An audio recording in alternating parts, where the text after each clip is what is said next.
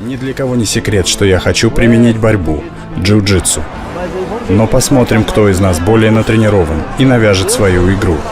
Я думаю, Полярис будет стараться там на ногу болевой сделать.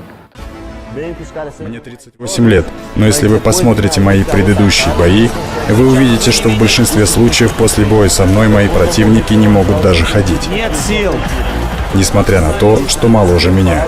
За всю карьеру Пальярис одержал 19 побед, из которых 15 болевыми и удушением.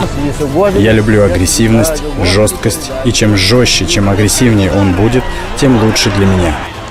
Я заслуживаю титульный бой, потому что я лучший.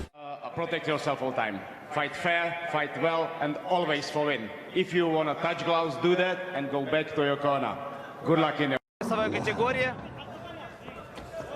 Начало от Алиасхаба. Какой кик! Едва не потряс соперника, включает свой пулемет. Алиасхаб Кизри. Явно он делает ставку на рассрочное окончание боя, обороняется. Русимар Пальярис как может. И старается затянуть соперника на скрытул. Да, сумасшедший дебют забирает в спину. И все равно попытался уже скрутить пятку Русимар Пальярис. А это его фирменный прием. Вновь вцепился он в ногу.